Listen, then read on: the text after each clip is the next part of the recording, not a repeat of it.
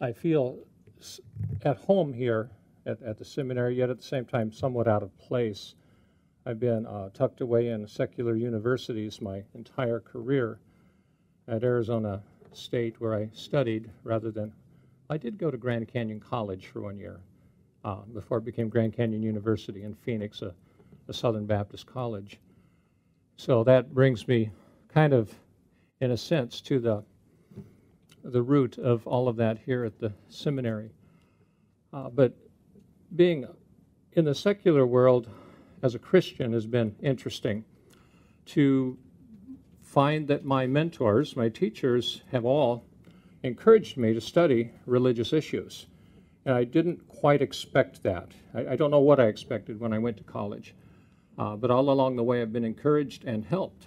They just wanted to see that I was studying the right way, using good method, good research practices. So I appreciate all that. And I'm bringing probably a different perspective here. I'm not a theologian, though I've had to study theology to be able to write about Whitefield. I'm not really an historian, though I did have a graduate level history research methods class that I knew I needed to study Whitefield. I've studied rhetoric. It's been the field. Some of you may not fully grasp what rhetoric is. It's not necessarily, though sometimes what you step in out in the field. More technically, it's the study of persuasion. A statement by one of our leading professors in the field helped clarify it for me at some point. He said, aesthetics is the study of beauty. And its area of discourse are the arts, poetry, music, theater. Dialectic, and we heard Bruce talk about dialectic tensions, is a study of truth, two opposing views of truth, and we argue our way through it using dialectic method to come to truth. I think the study of theology really falls in that area. But its realm is the sciences, theology, the sciences in any form, rather. And the third area is rhetoric, which is a study of power. How do people influence one another? How are nations created? How does a king keep the people doing what they say without getting a revolution during his reign? How does a salesman influence you when you go to buy a new washing machine? And they're all using the practice of rhetoric. Sometimes the practice we call sophism, making the worst appear the better, lying, distorting, exaggerating, fallacious arguments, specious arguments. We've heard way too much of that.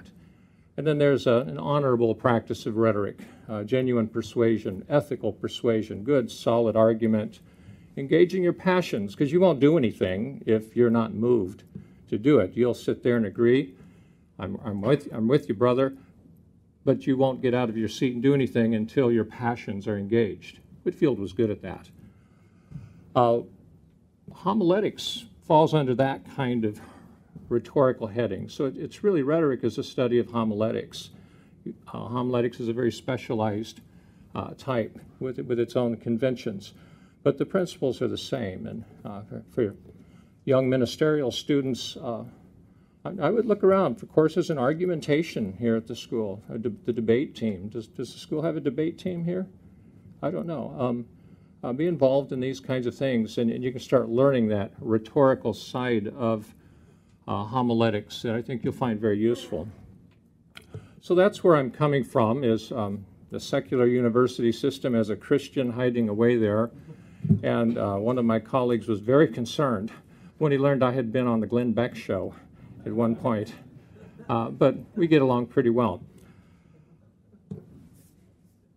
My study of George Whitefield began back about 1997, and I was sitting in my dissertation advisor's office at the University of Memphis, and we were talking about dissertation topics, and I digressed.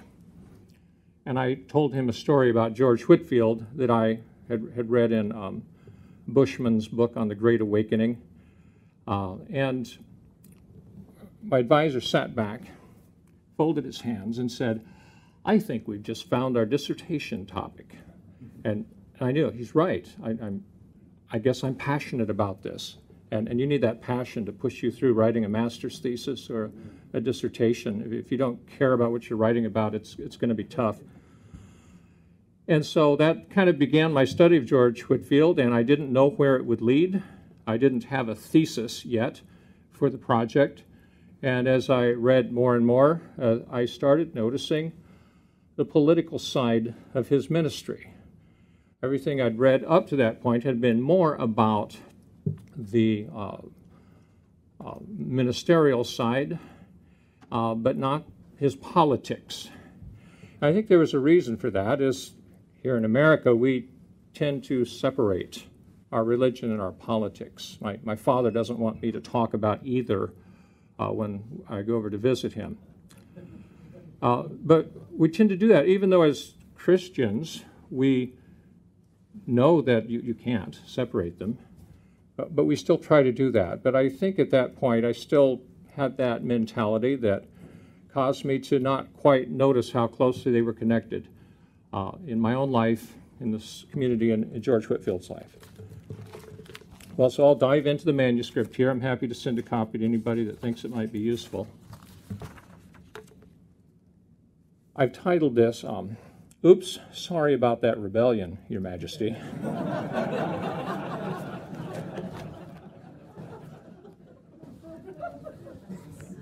An unusual series of events started in 1741 after George Whitefield left New England all abuzz, revived, excited about God, with new converts seeking to live in the kingdom of God right there in Massachusetts. Even though New England had been revived, a number of leading ministers became upset about what happened. You'd think they'd be grateful, but why did the preachers resent the awakening? Why did they rush to print their opposition to the awakening as soon as Whitefield was out of town? Why didn't a bit of perspective and good teaching from these respected ministers not clear up the doctrinal issues? The short answer is that the disputes were not about doctrine. Political power, not religious doctrine, fueled the controversy surrounding the Great Awakening. There was no separation of church and state in the colonies and in England. The players involved did not recognize how deeply the awakening would affect the political and cultural development of the prospering colonies. Shifts in religion held a profound impact on the evolution of political thought, and shifts of emphasis in the ministry of George Whitefield enabled democratic ideas to go viral and plow the colonies into fertile ground for the Republican spirit. As we begin this analysis, let's consider a recent Supreme Court ruling in the U.S. that has prevented modern people from recognizing central aspects of colonial society. In 1947, Court Justice Hugo Black penned this fateful phrase. In the words of Jefferson, the clause against establishment of religion by law was intended to erect a wall of separation between church and state. Subsequent court opinions have cited this wall of separation, paving the way for the common public opinion we have today. Ironically, Black's cite of Jefferson referred to an 1801 letter to a friend, not the congressional record of discussion regarding the Bill of Rights in 1789, a discussion that Jefferson did not even attend. Jefferson's contribution occurred several years earlier in the form of a single sentence, albeit a 622-word Jeffersonian sentence that comprised Virginia's Act of Religious Freedom of 1786. By citing the private view of a single one of our founders, perhaps distorting it, modern courts have radically steered the nation in the direction the majority of founders would have opposed. Such is the nature of selective history. My point is that separation of church and state is a modern idea, especially in the absurd form it has taken where a public school cannot put an angel on top of their Christmas tree. Its current practice is probably not one that our great-grandparents embraced, most assuredly not one that Americans of the early 1800s shared, and decidedly not one that a majority of founding fathers shared. The founders, including Jefferson, all agreed that religion helped to create good citizens. They just didn't want any single religion to be established. That means it receives tax money from the citizens. The issue Jefferson wrote about had to do with your tax money. Well, early on, your tax money can go to the church of your choice. And Jefferson finally came around and said, well, we shouldn't do this at all. We shouldn't have tax money go to churches at all. And I think most people think that was a wise decision. For George Whitefield in British society in 1741, there was no wall of separation. As a scholar, do not make the mistake of viewing people and events of a prior time in our history with the set of assumptions we live by today. When we grasp the nature of their worldview, and we see through their eyes, then their world starts to open up to us in a way that we couldn't see before. Church and state were joined at the hip in the 1740s at a deeper structural level.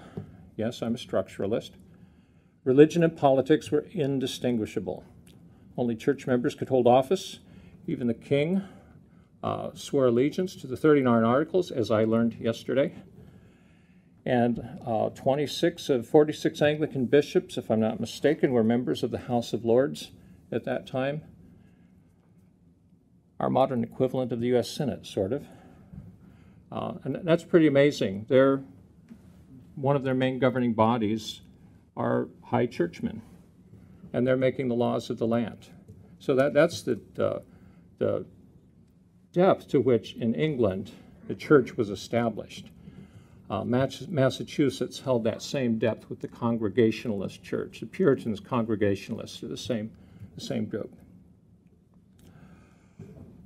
As the New Lights emerged out of newly converted colonists in America, and as Methodism began to spread throughout England, the theological directions these new converts leaned would be the key to the political future. The established ministers throughout the empire intuitively sensed this, and with a bit of time for reflection, they explicitly wrote about it. Perhaps Whitefield first began to think about the connection between theology and political systems early in his career. As Jonathan Gelf has argued, Whitefield's trips to Gibraltar, Ireland, and later Lisbon underscored his aversion to Roman Catholicism and provided him with images of what an England under papal control would look like. He probably also noted the oppression, the economic differences with England, and no doubt recognized the lurking presence of the Spanish Inquisition. Nobody expects the Spanish Inquisition. Yet Whitefield's public stances in America suggest that he didn't foresee trouble when he shook up the religious landscape. He was only 25, and when he ignored the orders of his Anglican bishops about where and when to preach, when he flaunted the directive to stop preaching by the Anglican commissary Alexander Garden in Charleston, these political churchmen took note of his disobedience and speculated where it might lead. At that time, George Whitefield was simply on a mission to preach the gospel to everyone in the British Empire. He covered much of England before 1739, covered the Americas by 1740, gave it a go in Ireland, and toured Scotland through 1741. Settling back into work in England, Whitefield labored to promote Methodism with the Wesleys. But everywhere he labored, he was met by ministers who opposed his work on both sides of the Atlantic. The issue at the root of this opposition finally made it into the light of day in 1743. Of course, that issue was politics, and it required Whitefield to grow up and recognize the depth and ramifications of his preaching. You see, it's sort of a red flag to go to politically minded folks when a newcomer can draw crowds of 30,000. I'm reminded of a scripture, Saul has slain thousands and David tens of thousands. Doesn't take John Locke to figure out where this is headed. So Whitefield left New England in an uproar and carried on his work in the British Isles, claiming the whole world is my parish, and nobody seemed able to stop him. But in 1743, somebody hired some thugs to get real serious at these Methodist meetings. The general disruptions we've heard a little bit about, including throwing pieces of dead cats and even people getting in trees behind Whitefield trying to urinate on him while he preached occurred. But those weren't necessarily violent in the form that they were about to take. William Seward, Whitefield's publicist, was killed. Somebody threw a stone and it hit him. Whitefield himself was dragged out of a meeting and thrown into a lime pit. I had to look it up. They used lime to throw on decomposing bodies in mass graves to keep the smell down and to help them decompose faster. Then they took him out and threw him into the creek to wash it off. It probably would really burn the skin. And I think at this point Whitefield said, enough is enough. And he took these people to court. He knew who they were, the people that actually drug him off. The attorney for the defense argued that Whitefield and the Methodists would infect the people. Infect. There's an interesting metaphor. It's one that suggests it was a particular viral idea that brought the danger.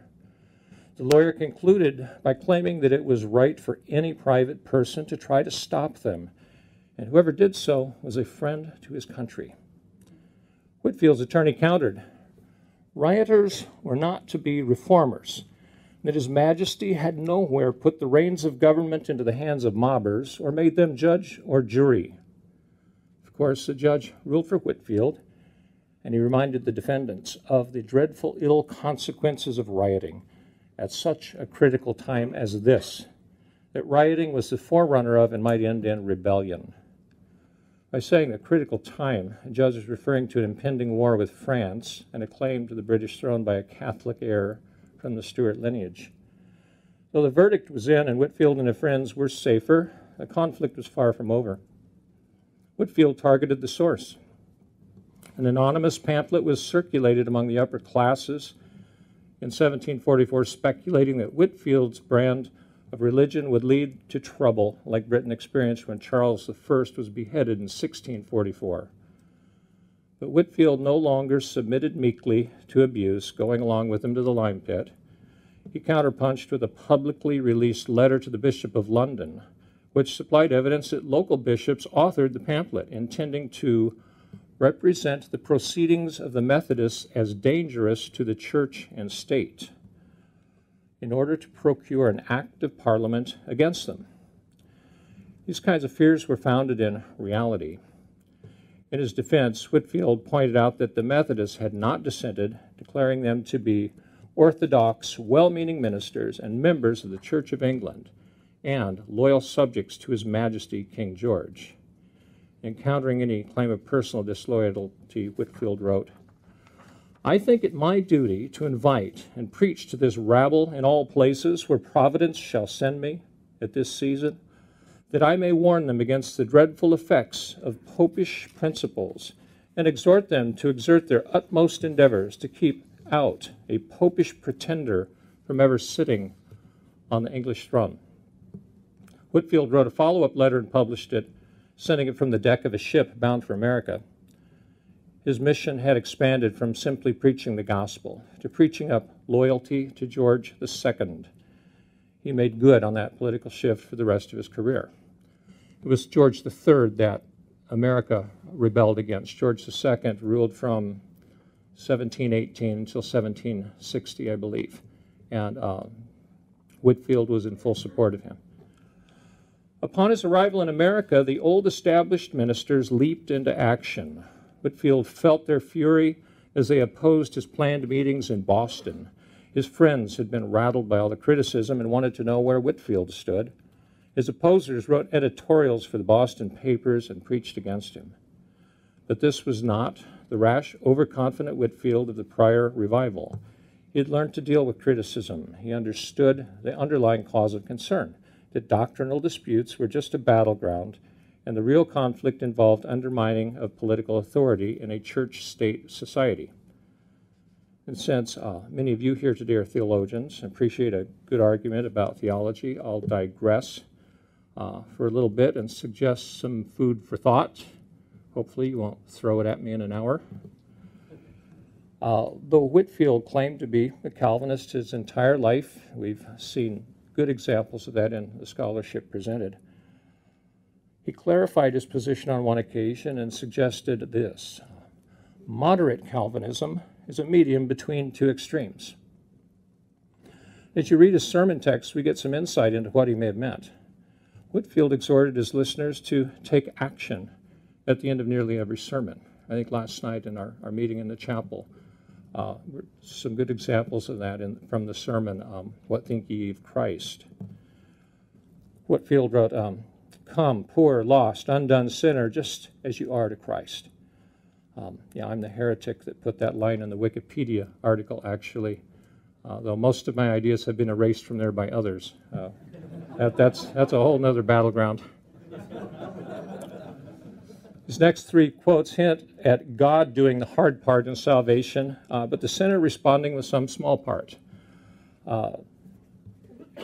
This is from, I think, a sermon about Rebekah and Isaac. Whitefield said, shall I put that question to you, which Rebekah's relations, upon a proposal of marriage put to her, will ye go with this man? This one's from the marriage of Cana. Our Lord is a God of justice as well as of love. And if sinners will not take hold of his golden scepter, verily he will bruise them with his iron rod. Again, may God influence your hearts to come to him. I am not willing to go away without persuading you. So in these statements, I see God doing the hard part, God making salvation possible in a good Calvinist system, but the sinner has some small action to take in that. And I think that's where he came up with the idea of a moderate Calvinism. If a sinner can act in some small but distinct way that enables or hastens salvation, then a sinner's free will is somehow part of the process. And this small step neatly solves the Puritan dilemma that Edmund Morgan wrote about, that just about killed Puritan congregationalism through attrition because nobody was becoming a real Christian anymore, and their kids were moving off and starting their farms. Edwards had to say, well, folks, hang on to that thread with the spider. Hopefully God will save you. And Whitefield's telling people there's something you can do here. And they responded to that. So I can't label Whitefield an Arminian, sadly. But his example as the leading evangelist of America encouraged other true Arminian itinerants to take the next step and promote the free grace ideas of John Wesley. Thomas Clapp, who is the rector of Harvard University, said about Whitefield that separatists everywhere set Whitefield up as their oracle, pattern, and patron. And there were a lot of other people that were mimicking Whitefield and going out and itinerating. It was a social movement that encompassed most of the colonies, and it wasn't just Whitefield that was traveling around. A lot of ministers were going out across the colonies, leaning more in an Arminian direction, and that can be very profound when we recognize that politics and religion can't be separated in a thinking person's mind.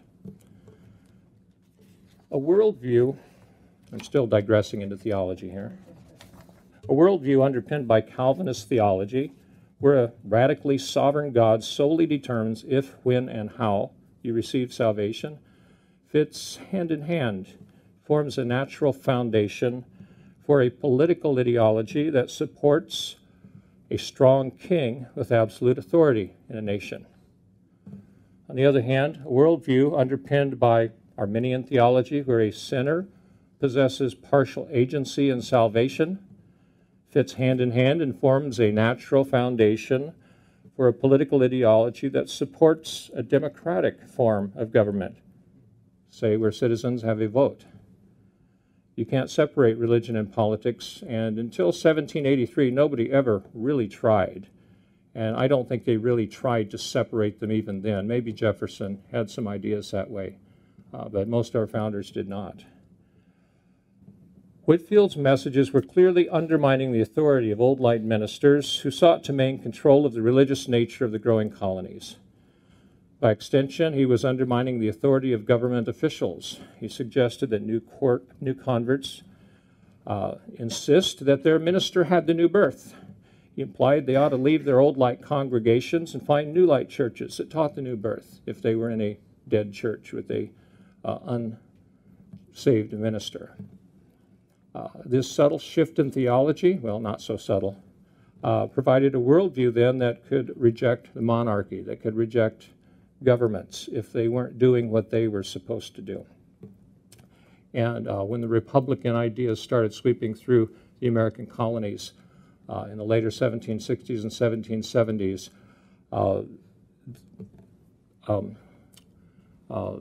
this all started to become very important. Okay, so Whitefield arrived in Boston, received with opposition led by Charles Chauncey. He pointed out the following: Whitefield introduced disorder and confusion into the Church of God.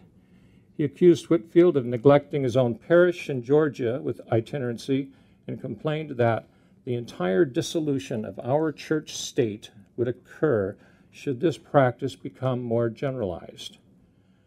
Church state is a phrase we start hearing a lot from Puritans if you read their writings.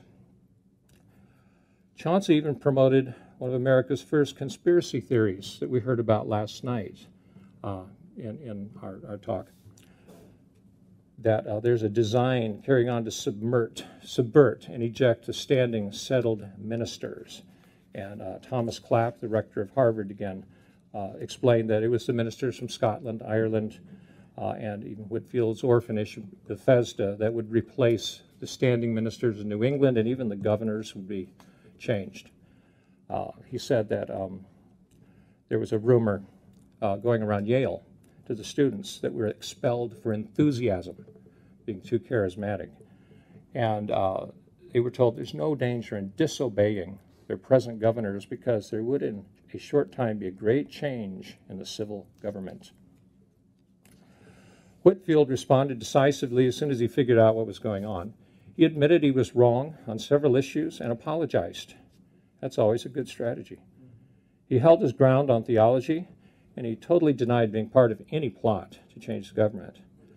But I think the most consequential thing he did during this debate, and it's all written out in several treatises, was this following statement in his published reply to Chauncey: "That I spake of unconverted ministers in the lump as Pharisees, enemies of Christ Jesus, and the worst enemies I had, I believe is true.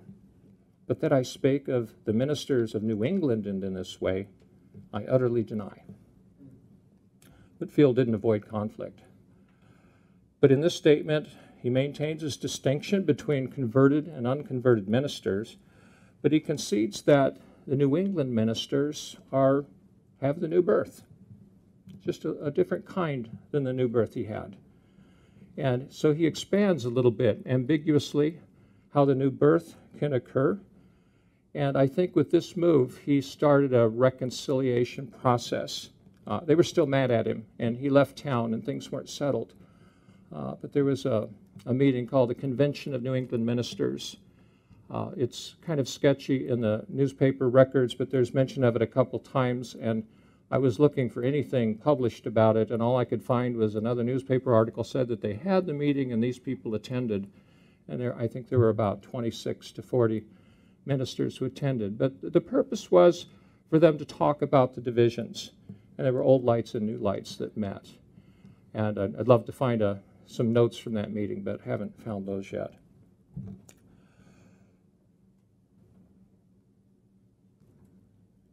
Whitefield moved to the middle, and as the oracle, pattern, and patron of the separatists, this move set an example for other pro-revivalists, and they started muting their criticism of old light ministers.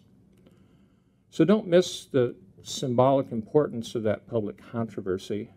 We had a style of religion Whitefield was promoting that weakened authoritarianism, and it strengthened human agency, and which led to a democratic impulse.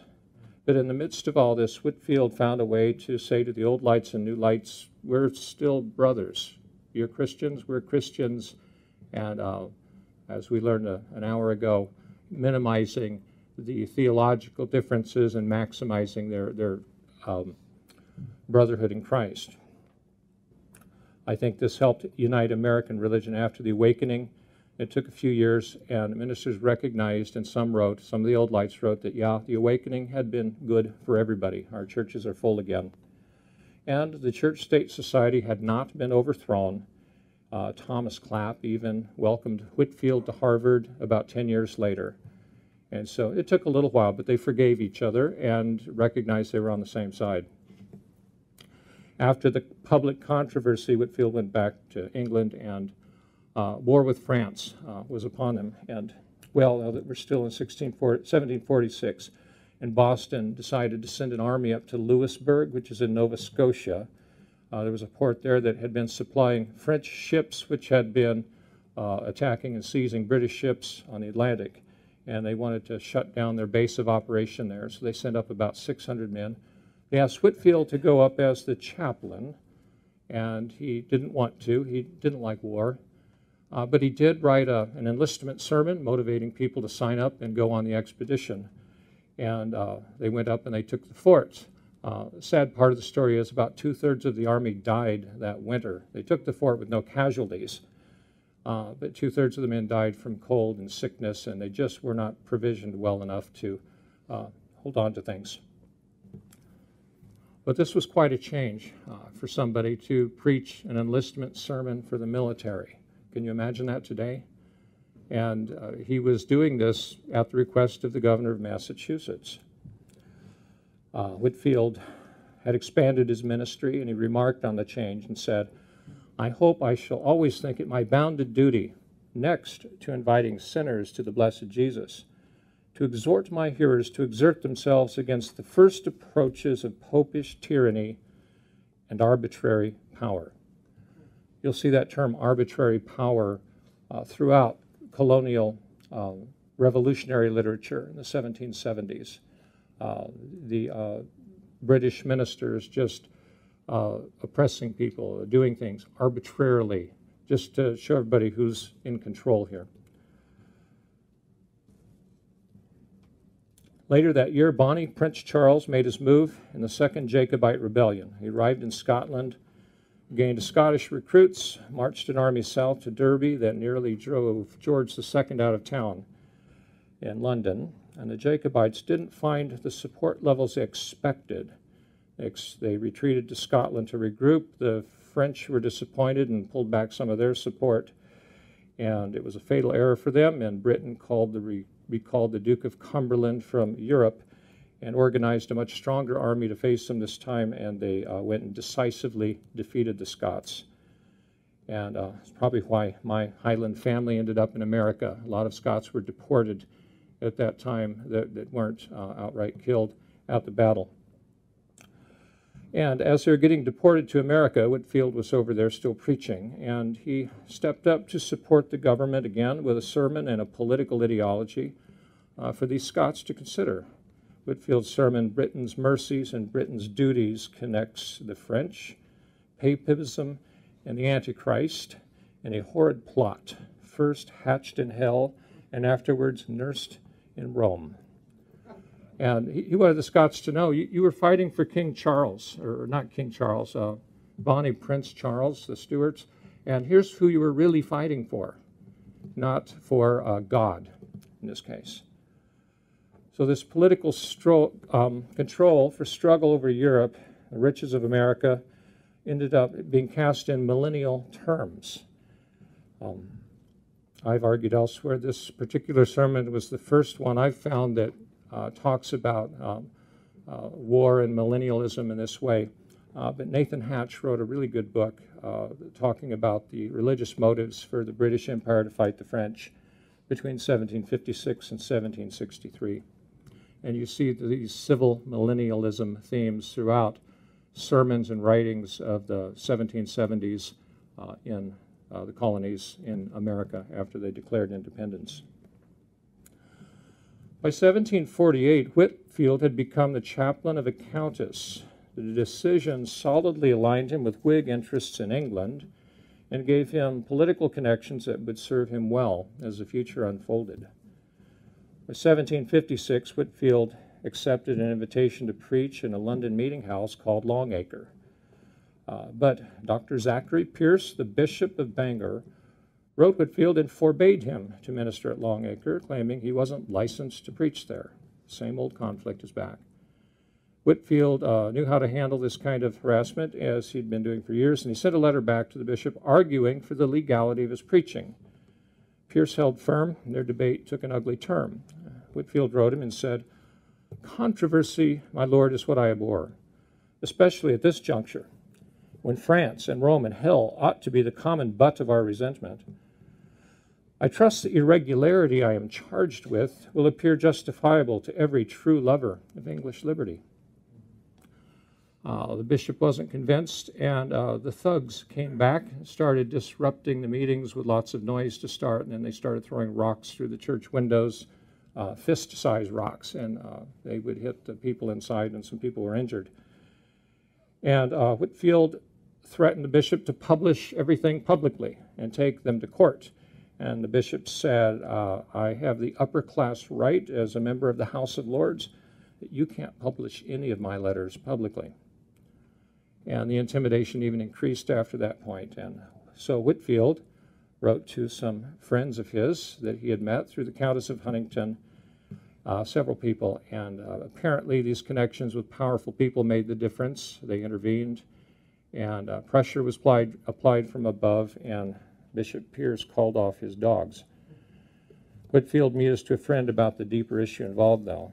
Our cause, in my opinion, is the cause of God and the cause of civil and religious liberty.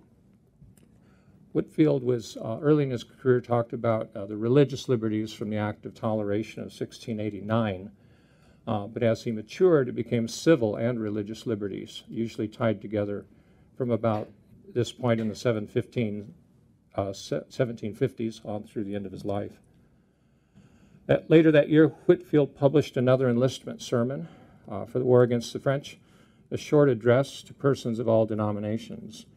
Here he revived civil millennial themes and told his hearers they would incur the curse of Morose if they wouldn't support the war effort. It's a verse from Judges where the prophetess Deborah says to the Israelites, "Curse ye, Morose, for you did not go out against to aid the Lord against the mighty."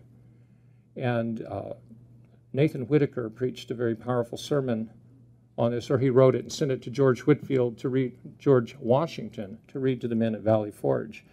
And George Washington heartily thanked him for that sermon, but he really expounds there that if you don't go out and fight, God's curse is going to be on you, and you don't want that. After the war with the French ended, I've skipped ahead about 7 years, Whitefield continued to face Anglican opposition to his ministry. In the American colonies, their missionary branch, known as the Society for the Propagation of the Gospel in Foreign Parts, known as the SPG, they'd ratcheted up their efforts to strengthen their denomination in America.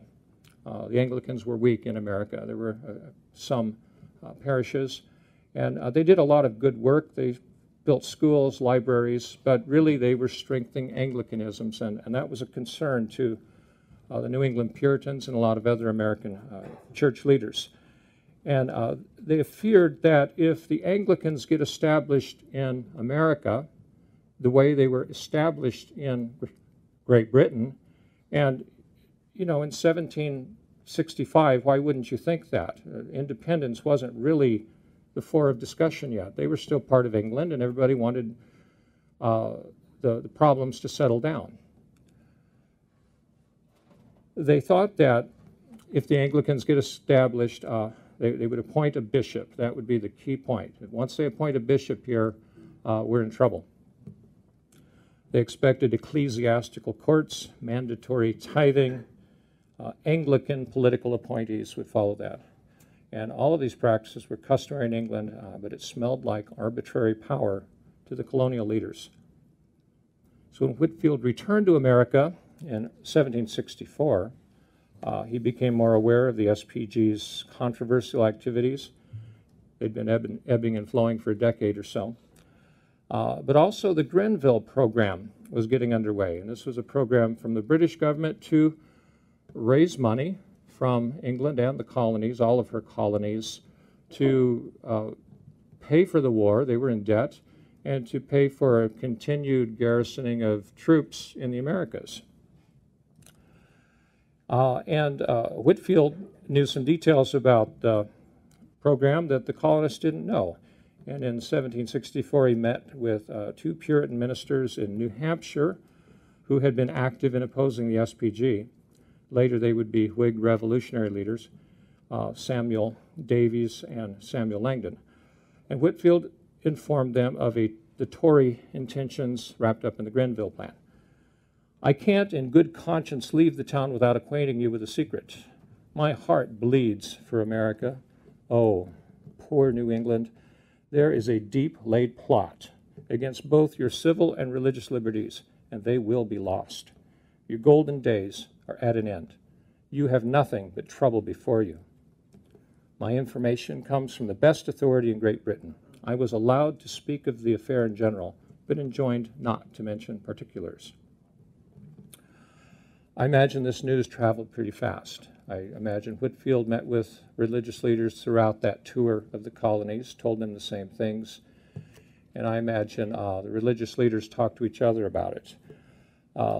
Langdon publicized this, and they speculated that this plot would include a general taxation of the colonies. They were right about that.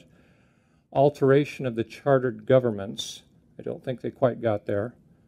The introduction of Church of England bishops, tithes for the support of Church of England clergy, and public offices only for Church of England members. And these last three items really revolted the colonial leaders.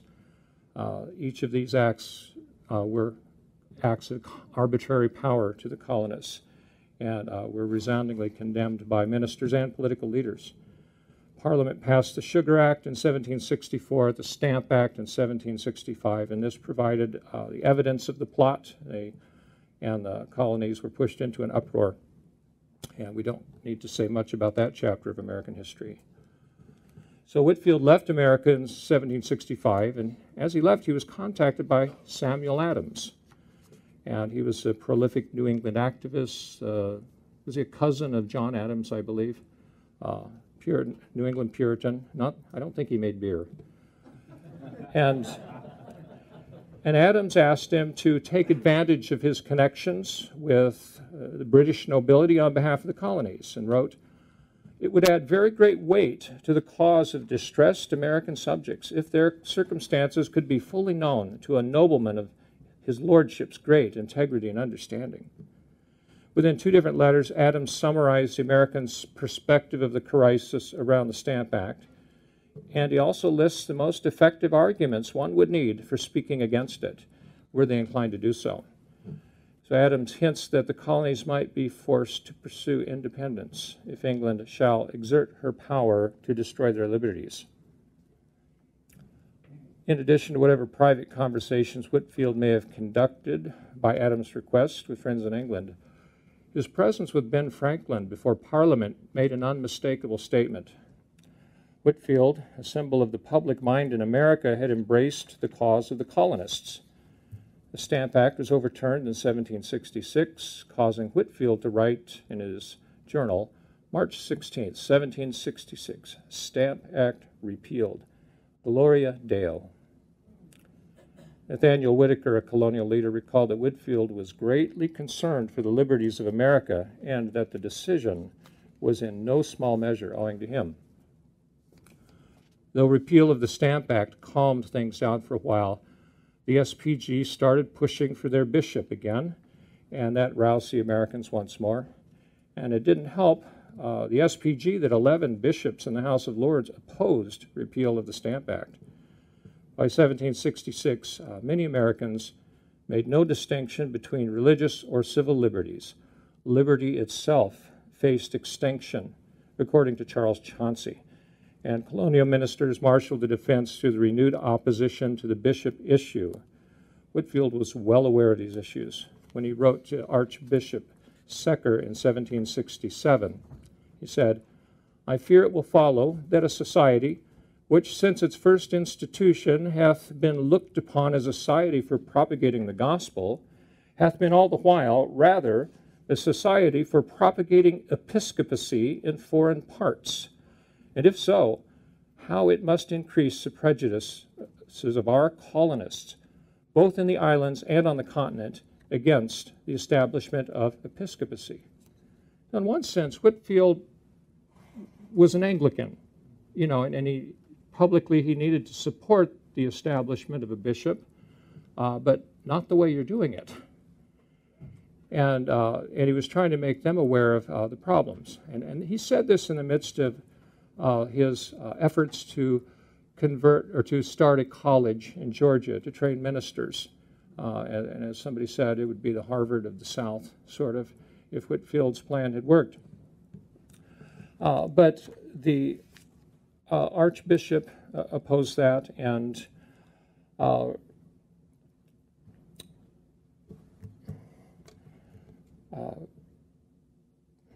reading through my notes here. Secker was unwilling to let Whitefield start this college, which was going to train ministers, train future thinkers and leaders, and he wanted it to be under Anglican control. And Whitefield didn't. It was to be, as you heard, a broad-based organization, and it was funded by dissenters and separatists, and it would have a different kind of teaching there than the Anglicans. And they're really struggling over control of the future minds of our leaders throughout the southern colonies of England. And it wasn't just about, we want to be in control of the college. It's a lot deeper than that. And, religion and politics are still connected together here. So Whitefield took the American side in this conflict, and he withdrew his request to establish a public academy to serve all the people of Georgia. Instead, he sought to just establish a school, more of a high school type, to serve all the people, but it wouldn't train ministers. But it was more of we're just going to teach the citizens. We start getting to a more egalitarian. We're not just training upper classes here. We'll teach everybody. The meta message in this announcement was not lost on the colonists. Though a loyal Anglican, Whitefield continued to resist arbitrary control over his projects. He let go of a personal dream instead of betraying his dissenting supporters.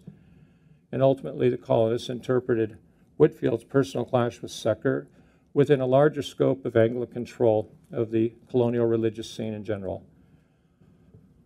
Okay, what are we to make of politics of George Whitefield?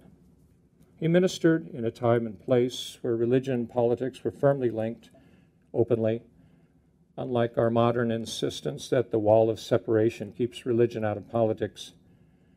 By age 25, Whitefield recognized the link in practical ways. He adapted his ministry to survive. He praised George II for his efforts to preserve religious liberty. But these kind of accolades for George III are conspicuously missing from Whitefield's writings. Sometimes what you don't say speaks loudly. Instead, Whitefield struggles with the Anglicans. Perhaps this was a proxy attack on the monarchy, if you're inclined to read it that way.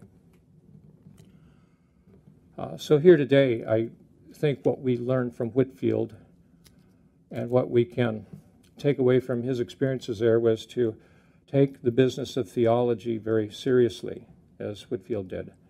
We're not simply studying footnotes of religious history. We're learning about deep structures of human behavior, how communities of people that share a language and a culture, how they live together. You're studying stuff that makes people tick. It determines whether communities survive or not. The theological foundations under your own teachings will have great influence on people that accept you as a mentor. So take the responsibility very seriously. Learn your lessons well. You've got to learn to refute Arminians like me, but recognize the ramifications of where that can go. You don't know where your teachings will take other people, and what they do with these ideas may surprise even you, like I think it did Whitefield. If Whitefield had lived longer, I suspect he may have been horrified at the turn of events through the 1770s. Maybe God was merciful, taking him before the war swept across the Americas. Well, I hope to see you all again in 2070, the year 2070, for a conference memorializing the 300th anniversary of George Whitefield's passing. For those of us unable to meet here at the Andrew Fuller Center for Baptist Studies' 64th annual conference, we'll have our own meeting in the Kingdom of Heaven, and perhaps we can arrange to have a plenary speaker, a certain preacher who may bring us to tears. Thank you.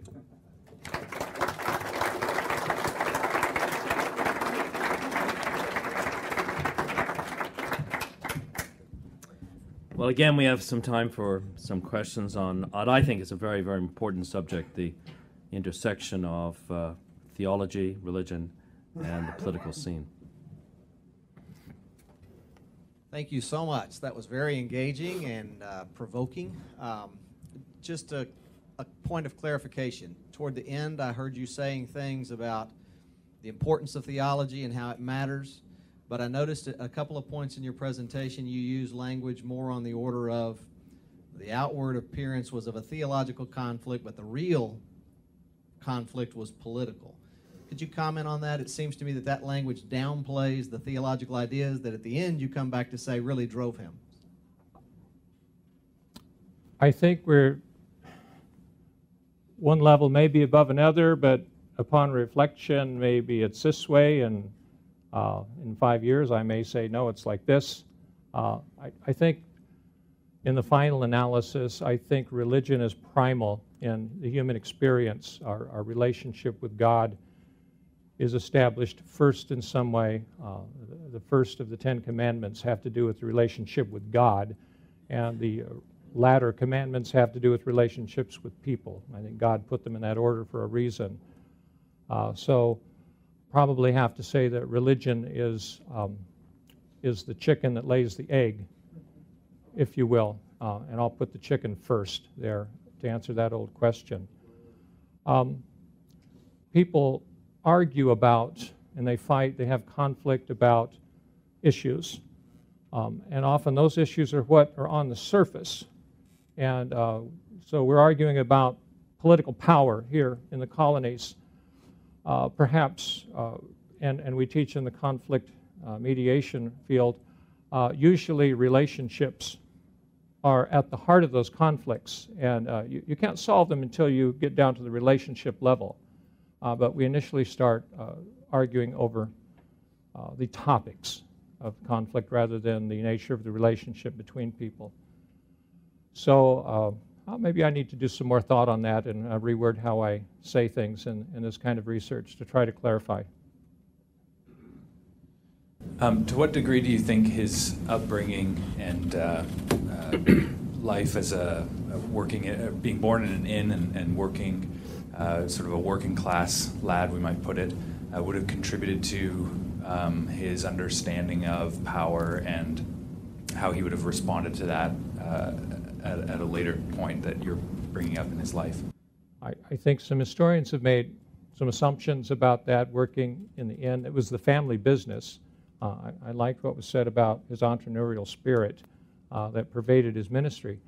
But yes, he was a working person. I'm sure he had to change sheets and clean rooms and do a lot of menial tasks at the family inn.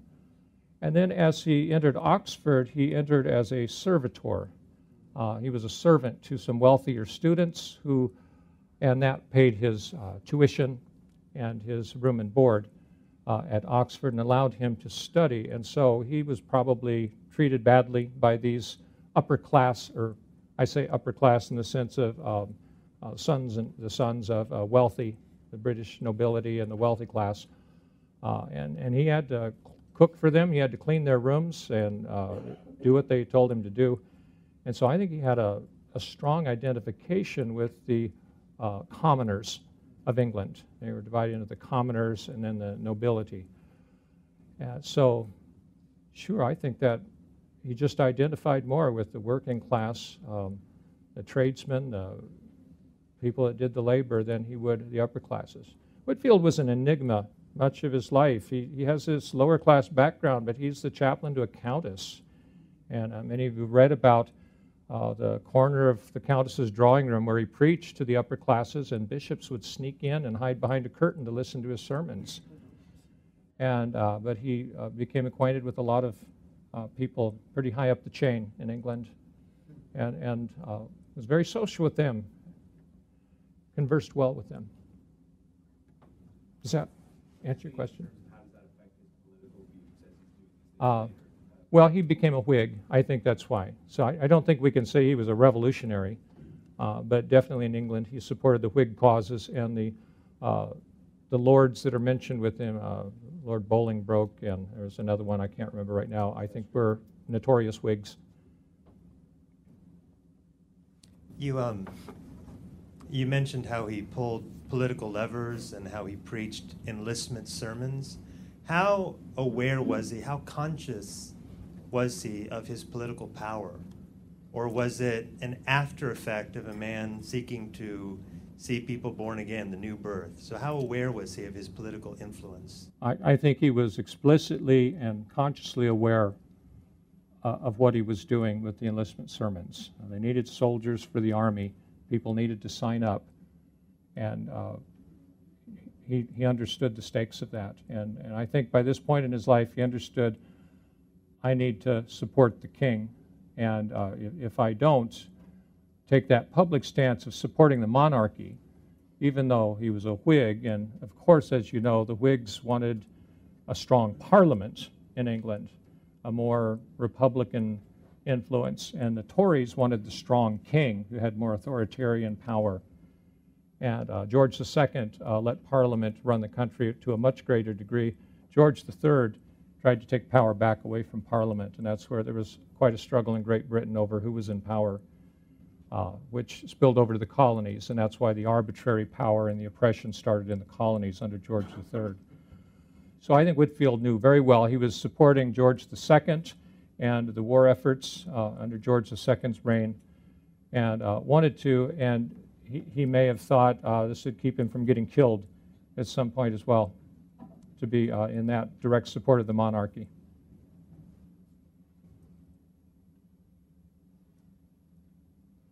It appears this establishment of the Anglican bishoprics was in play in Virginia, where Baptists in the colonial period had a very hard struggle for religious liberty because of the church-state concept. In Virginia, many Baptists were imprisoned, very close to the Revolutionary War. I know that Whitefield had a big stake in supporting religious liberty in Virginia, particularly in the cause of Samuel Davies. Have you studied any around that, and how that had an effect on the cause of religious liberty in America with the ensuing war effort and everything, and the Bill of Rights which followed? I'm not as well studied on the particular denominations. You know, obviously the Puritans were established in New England. Other colonies had a dominant church, the Presbyterians in New Jersey, Quakers in Pennsylvania, if anybody. What Jefferson wrote, the act of religious toleration, no, I'm confusing it. His act of 1786, the 622-word sentence, really tried to say that we can't have any one church supported by tax money, and we need to not have any church supported by the tax money or be established in any of the colonies. Other colonies passed their own legislation that established, or often you can give your tax money for the church to the church of your choice. That's often how the law, I think in New York it was passed that way. So if you're Baptist, your tithe, and the tithe went through the government to the church, would go to the Baptists. And if you're Anglican, it would go to the Anglicans. And so that was kind of a middle ground, and then Jefferson came along and said, let's just not do that at all. Did that answer your question, Dan? It didn't really happen that way in Massachusetts because Isaac Backus really fought that because Baptists, his big issue was Baptists supporting Puritan Right. ministers. Their tax money was going to the Puritans, yeah. So Massachusetts, the Puritans had quite a stronghold there at that time, and there was a lot of controversy in Massachusetts, with the Baptists especially. So, one last question. I've been allowed the microphone as long as I don't speak on behalf of the Crown. Straighten me out. In 2070, I will be 98, so I don't know if I'll be here or not. But you are speculating that some of us will be quite old. If George had lived another 100 years, it's a slightly cheeky question, but which side would he have been on in Lincoln's War of Northern Aggression and Constitutional Suppression? That is, somebody ought to say something about his views of slavery, and you seem the best man to address that. Next question. I will say then, had Whitefield just continued to live, first of all, I think he would have stayed in England. At some point, I think he would have kept going back to America, and I think he would have taken up the activist causes that were going on throughout the colonies, even suffrage, perhaps at some point. Women ministers were very common at one point in American history, and then that was suppressed. And I think he encouraged women to be involved in ministry.